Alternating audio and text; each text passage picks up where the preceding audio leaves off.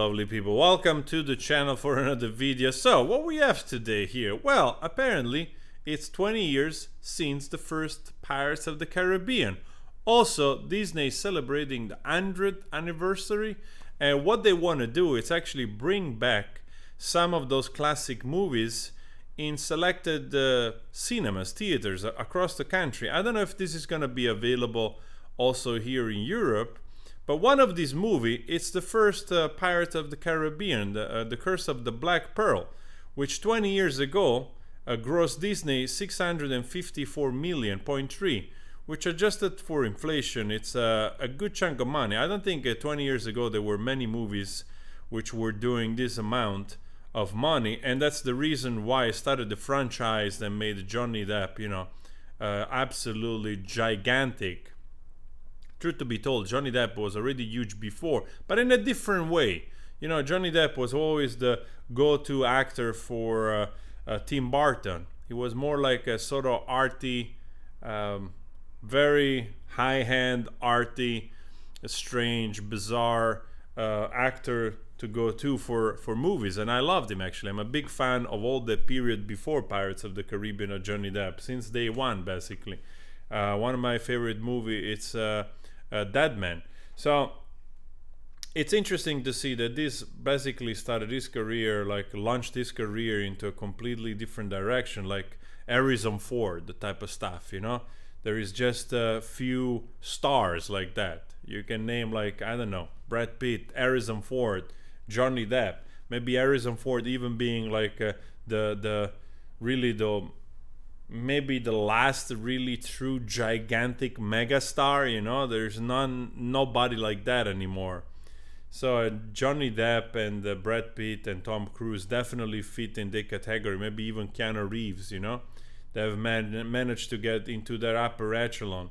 So now we get here Pirates of the Caribbean going back to theater, which I think is pretty cool, because in a way it might be also a way for Disney to gauge the audience and see how people react.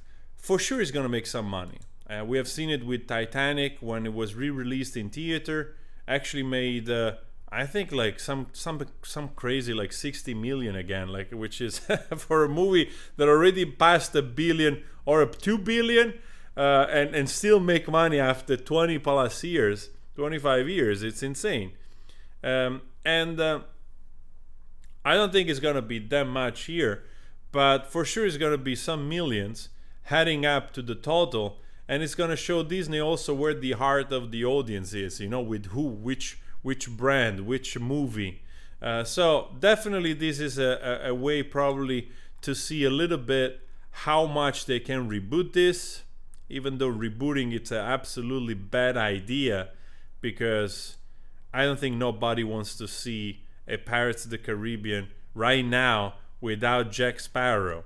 And honestly, also with Keira Knightley and Orlando Bloom, which they have, their own, let's say, roles in this, right? That people are familiar with. So this is going to be interesting to see. Probably the funny part, probably that the rerun of Pirates of the Caribbean in the cinema, even in its most selected theater, is gonna make more money than the in the dumpster fire movie from AH, the new movie, which nobody's gonna watch. That thing is gonna go straight to streaming, and even there, probably people they're gonna go watch only for curiosity or whatever. So. Absolutely nice, man. If it plays around here, I'm gonna go too. I don't think I've seen this in theater myself, so I will actually very much enjoy going to theater and seeing it on the big screen. So pretty cool, especially if they have done it. I don't know if they've done like a remastered edition. That would be nice, like maybe enhancing the color grading or whatever with the new technologies of today. After all, these movies were made like 20 years ago with the technology of the time. And if I think about what was available, wow, we have made such huge steps forward. So there you have it.